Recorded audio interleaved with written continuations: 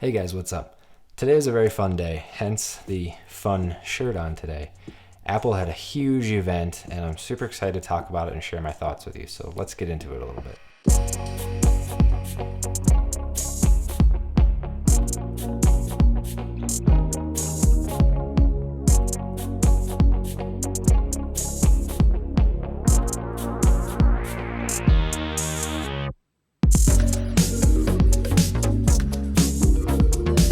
As you can tell from my setup, this is a super informal video that I threw together super quick. I'm actually in between sets right now. In other words, my office, my working space is becoming a shared space for the rest of the house. So I need to change a few things around and I'm in between moving. And Apple had their event today and I didn't have time to finish my whole setup. So what you get is a super quick thrown together little corner of my room, my mic. I probably have shadows all over the place, but whatever, that's the point. I want it to just be a really informal video where we just talk about the event and I want to share my thoughts with you. So in case you missed it, Apple had their annual MacBook event today. Not the iPhone event, they released the iPhone 13 a few weeks back, and I'll do a video on that separately. I know I'm super late, but I'm just kind of letting it settle into my mind a little bit because I had some very strong thoughts towards it initially and I want to approach it appropriately. So I'll do a video on that coming up soon, but their MacBook event today is something I was really excited about for a long time. And if you didn't get a chance to watch it, I'll just recap it for you super quick here. But last year they introduced Apple Silicon and announced a 2-year rollout plan where they're going to be replacing all the Intel chips in their MacBook computers and even iMac computers. Every computer they make, they're going to make their own chips for. And last year they released the M1, which has been a huge hit. I've used an M1 computer ever since the release, and I love it. It's a fantastic device, completely changes the MacBook experience.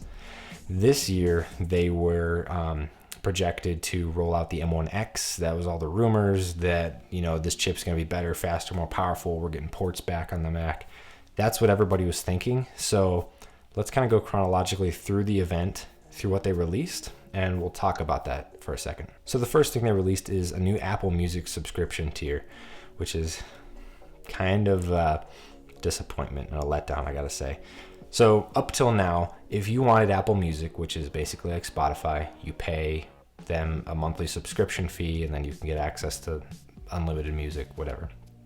It was $10 a month for you, or it was $15 a month for your family for up to 6 people. Those were your two options, that was it. Until today, Apple unveiled the voice plan, or the voice only, whatever they called it, for $5 a month. Basically, that you can only play Apple Music through Siri commands on your Apple devices. So you can say the magic word to your phone and tell Siri, hey, play music by this artist or play this playlist, and she'll do it. But you can't actually go on your phone to find the music that you want and hit play. You have to tell Siri to do it. Same thing works for your HomePods or your TV or whatever. You just tell Siri what you want to listen to and she does it. And I don't know, it's kind of seems like a entry-level pricing tier to me. So if you're somebody that's you rarely listen to music, maybe you're in the kitchen and you're hands-free, you just want to tell Siri what to play, or you're jumping in the car and you just want to tell her. And other than that, you don't really listen to music that often. I could see where this may be of use to you and save you some money. Otherwise, I feel like people that are going to get this, they might enjoy it. They're going to bump up to that $10 a month fee, that $10 a month subscription where they can then play it through the app on their phone. So I think Apple with this is reaching a whole new market of people. They're, number one, reaching people that don't listen to music that often, that couldn't justify $10 a month. So maybe they'll pay $5 and then they can just shout to Siri to play something whenever they want. And then also reach people in that segment and then get them to realize maybe I do want the higher price tier and jump up to that $10 a month subscription. So I see the marketing value in it, but as a consumer, it's kind of not all that exciting. But moving on. They came out with new colors for the HomePod Mini. So if the black or white from last year doesn't match your aesthetic in your home, you can now choose from a variety of other kind of dull colors to fit with your environment. If you're a HomePod Mini user, if you find value in having the speaker and having the intercom function, that's now available to you. So Moving on to AirPods, Apple released the third version of AirPods, which are kind of cool, I gotta be honest. So I've been using AirPods 2 for a couple of years now, and they're great. I like them. They're convenient, they're easy, they work most of the time. They're just great headphones. I have them with me every day. I go to work, whatever I'm doing. I don't use them all day, but like I'll put them in if I'm gonna take a walk, or I can go take a hands-free phone call. They're super nice. I see the value of AirPods. And it's been a few years now since they've released an updated version. Sure, we have the AirPods Pro, but for anybody that just wants the regular base model AirPods, they've kind of been the same for many, many years, since they came out really. So Apple's finally come out with a new design. It's supposedly going to fit your ear better. The spatial sound, audio, all the bells and whistles, all the marketing terms that they used. Looks like a neat pair of headphones, honestly. If my AirPods ever break, I'll probably go for those because they're water resistant, sweat resistant, all that good stuff. So honestly, pretty excited about the new AirPods. And it's a really good bargain, I think, if you're somebody that's looking to buy a pair anyway. New ones just came out, so there you go. Also, if you were even interested in the older pair, they're still selling the AirPods second generation at a much lower price, like $120 or something. So much cheaper than they were at $180. So not a bad bargain if you feel like picking them up. All right, buckle up, because now we get into the good stuff. This is where Apple talked about the new chips that they're releasing. So we have the M1 from last year, the Apple Silicon M1. And they first went on stage and talked about this as the second year of their 2-year plan. They're 1 year into their 2-year plan. So this is kind of phase 2 of their rollout. We've had M1 for a year. It's been great. It's been fantastic. They released 2 other versions of the M1 chip. They released the M1 Pro, and then they released the M1 Max, which is kind of in line with their iPhone naming scheme. Makes sense to me. Most people are figuring M1X, but Pro and Max, I guess that's kind of their marketing language. Anyway, so I won't cite all the stats and tell you how many trillions of transistors are on these little chips. Basically, in layman's terms, all you need to know is that the M1 Pro is about twice as big as the M1 chip. They made it bigger, they made everything better, they increased the size and capacity of everything, so it's a much better chip than the M1. And then the M1 Max is about 3 times as big as the M1, so even better than that. So you have like basic users on M1, which is more power than they're ever gonna need. You have the M1 Pros, which is like people that really might need some power for photo editing and doing some hefty stuff like video. And then you have the M1 Max, which is like, you're probably going to the moon if you need that chip. But they talked about these 2 chips for like 20 minutes within the presentation, and it was like insane, just like the use cases they were talking about and the raw power. I'll leave links in the description if you want to go check it out and read all about it. I don't need to rehash anything to you. Just know that it's an insanely good chip, and it had me super duper excited. I'm broke as anybody else is, and I was sitting there trying to figure out how I can get my hands on one of these things. Like, it's cool. But then Apple gets into the MacBook release, and this is what I was there for, is the updated and the refreshed MacBook Pro. To start with a little bit of background, in my opinion, the last good year of the MacBook Pro was 2015. That's when we had a full range of I/O ports. We had like Thunderbolt and Ethernet and HDMI and SD card reader and Magsafe, and we had all that good stuff. And then we kind of went into the new versions where we only had USB Type-C. Sure, the hardware got nice and slim, and the trackpads got bigger, and the screens got better, and all that good stuff. But Apple is finally backtracking a little bit and adding things back that creators have desperately been wanting and asking for so long. So I'm just going to lay it out there and say Apple has taken the best of the old with the best of the new and cranked it up by 1,000, and it's got me like super excited. You can probably tell I'm like lost for words at how excited I am about this. But basically, it's the new 14-inch, so they're not doing a 13-inch anymore. It's 14-inch MacBook Pro and a 16-inch MacBook Pro, which is insane. It's huge. And they basically listen to all the things that people have been telling them and combine them all on one machine. Like, there's nothing about this machine that I feel is a compromise or like I wish it didn't have that. I love all of it. So I don't even know where to start. Let's just start with the hardware on the machine. To me, they seem like much more square. They're not like as rounded and sleek. They're kind of more like boxy and square, like an older MacBook design, which I kind of like. I like that newer design. Like, I don't even know where to start on this thing. Just looking around it, the ports, we finally get HDMI built right in. We get SD card reader built right in, which oh my gosh, how many times have I lost my dongle or had to remember it or forget about it? You know, it's like, it's one extra step when I'm moving footage over. Even after making this video, I gotta go find my dongle and plug it in. It's just ridiculous, and I hate the dongle life. So it's finally coming back to the machine natively. We also get Magsafe, which is coming back. I'm kind of excited about that, but also I never really owned a MacBook with Magsafe. I guess my wife has one.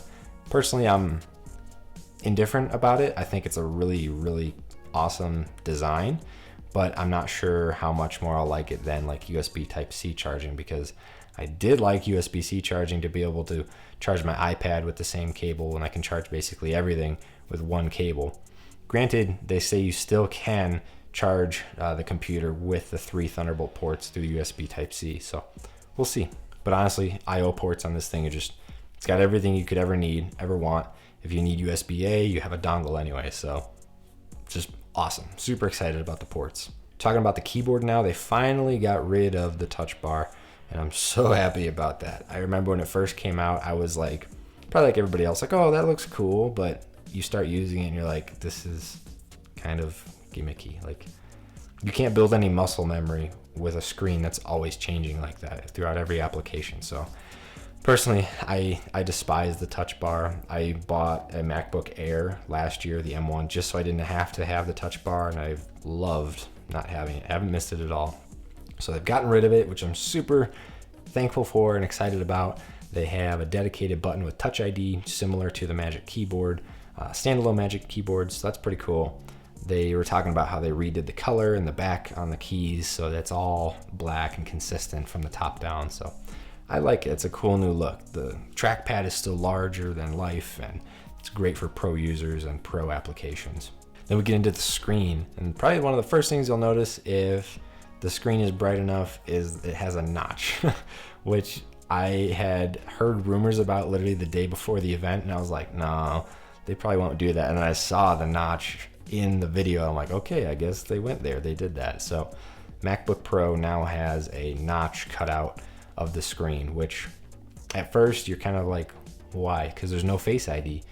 At least in an iPhone, when you have a notch like that, you're getting Face ID. You're getting a function, an important feature out of it, a security feature. But with the MacBook, you're really not. It's just a cutout for the camera.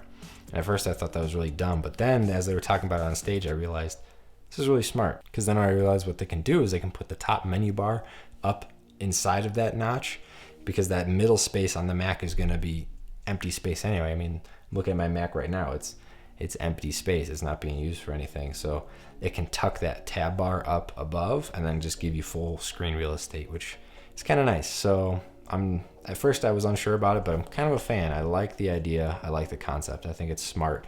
It's a good way to integrate, yet again, hardware with the software. And speaking of that camera, it's now 1080p, no longer 720, which may not seem like a big deal to most people, but MacBook cameras have always been 720 for like ever, which means when you're on a video call or whatever, the quality is just not that great. Now that's 1080p, it's going to be a whole lot better for video calling and just about anything else, any kind of other recording. It's actually usable now as a camera, which is pretty sweet. Talking about the screen, they went into all this detail about how it's a mini LED and all these nits, 1000 nits of brightness, 1600 max, and about how it's a liquid retina XDR display, which is crazy. Basically, it's the best display like ever in a laptop, and I'm pretty excited about that. So it should have pretty dark inky blacks and nice bright whites. Should be fantastic for photo editing, video editing, content creation. That's what they make this thing for, is for people creating stuff, and that's pretty cool. They also talked about the speakers, the tweeters and the woofers in there are like 2 times better or whatever, so you're gonna get much better stereo sound out of the thing, which is cool. And about how there's a better 3 mic array in there for recording. I don't know anybody who's actually gonna like record professional stuff on their MacBook without using like an external mic, but it's there as an option if you wanted it, and the audio is gonna be sounding pretty good too. So, and they're talking about battery life. This is like the best battery life in any MacBook ever. I think if you spec out the largest version, the 16-inch, you can get up to like 21 hours of battery life, which is insane. That's awesome. The first thought that went through my head when I saw these things flash across the screen is, holy cow, they're a lot thicker than what we've been used to. but that's a good thing. I'm super tired of the approach that says we have to go thinner, we have to go more portable. People want thin, they want light, they want it in their backpack. It's like, yeah, maybe some people if they're buying a MacBook Air, but the people that are buying MacBook Pros don't really care about that. We would want power over form factor. You know, if it's like that much thicker, but we get 50% more battery and all this extra power in it, then make it so. And that's exactly what they did. It's like this year they took the laundry list of everything everybody's been asking for and they made it happen. And I'm just super excited about it. But now here's kind of the kicker, the part I was waiting for, the whole, like, what's the price? You know, you're telling me all this great stuff, you're getting me hyped, what's the price? I was thinking there's no way it's going to be, you know, starting at $1,299, $1,300 like the other MacBook Pros have been, because that's where the M1 is starting at. There's no way these can be that same price, and unfortunately that's true. Starting at $2,000 for the cheapest version, the 14-inch, the M1 Pro, $2,000, and if you max out the large version and get everything possible, it ends up being over $6,000 for a laptop, which is like, ooh, that's not that's a hard pill to swallow. But I'm like super excited and speechless about it, obviously. Like, I'm sitting there during the event like, how can I find $2,000 to, like, you know, buy one of these things, because I really want one. So I know there were a few people that commented on some of my previous videos about buying a MacBook Pro that you're maybe in the market.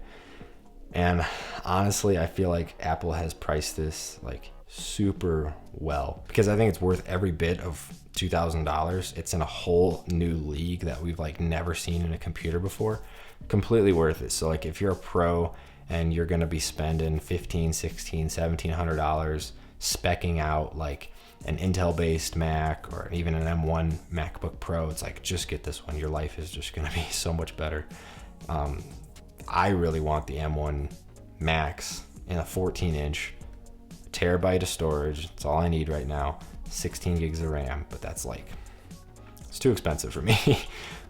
But now with this MacBook lineup, I think Apple is like really a solid lineup and decent options for you to pick from, depending on your budget, depending on what you're looking for. So, but don't let that discourage you. I kind of want to wrap this video up by saying, don't let that discourage you, that just because these new ones are a minimum of $2,000, it's a lot of money. I know, like, I want one so bad, but I can't afford that. Just remember that, you know, a year from now, the new ones will come out and these will be cheaper. Like, they're still going to be great. But if you're in the market now, I think you really have to evaluate your needs and say, do I need all that power? So for me, I just want to share my story, and my use case is I bought a MacBook Air M1. And this is a whole nother video that I'll make in the future, but to summarize, I bought an M1 MacBook Air, terabyte of SSD storage and 16 gigabytes of RAM. That's it. That's what I have. That's what I've been using for over a year. I run this channel on it. I edit all my 4K video. The thing does not skip a beat. Battery life is fantastic. Like, I edit 4K video on a MacBook Air, and it's like, it's a champ. Never had any issues. Performs so much better than any other MacBook or computer I've had in the past. I've mentioned this in videos before. I use an i9 MacBook Pro, like spec'd out for work, and the thing doesn't even like keep up with the Air that I have here, the M1 Air. It's amazing. So just keep that in mind. If you're in the market for a computer right now and you were waiting for this event and you were excited and they come out and they're like $2,000, you're like, can't afford that. My budget's around $1,000. Don't let that discourage you, okay? Because these computers are like for super pro users. And I'm not trying to say you're not a pro user. I would consider myself a pro user making videos like this, but the M1 is more than sufficient for your needs. I almost guarantee it. So don't let that discourage you. Overall, it's just a super exciting event, a super exciting day. And in the end, it really just means more affordable power in the future. We're gonna see more of this. As years go on, these machines are gonna get cheaper. They're gonna continue to iterate on this and do bigger and better things. So I think Apple has finally turned a corner since like 2016. It's been like what, 6 years now that there's just been like a drought on the MacBook front. And they finally turned this corner, and their lineup is stronger than ever, and the prospects in the future are just looking fantastic and amazing. And I'm just super excited to see where they're gonna go. So that's it. That's the event. All kinds of exciting things happening. Like I said, I'm putting links in the description below so you can go check it out and read about it yourself. Let me know if you're buying one. I mean, if you're able to afford that and you're going for it, sweet. Let me know how it goes. I might try to see if I can get my hands on one somehow so I can do some kind of a video for you to show you, but they're expensive, but I'll see what I can do. But anyway, thank you guys so much for watching. Leave a comment below. Let me know what you think was the most exciting thing about this event today and what you're looking forward to next. And I'll see you in the next one. Thanks for watching.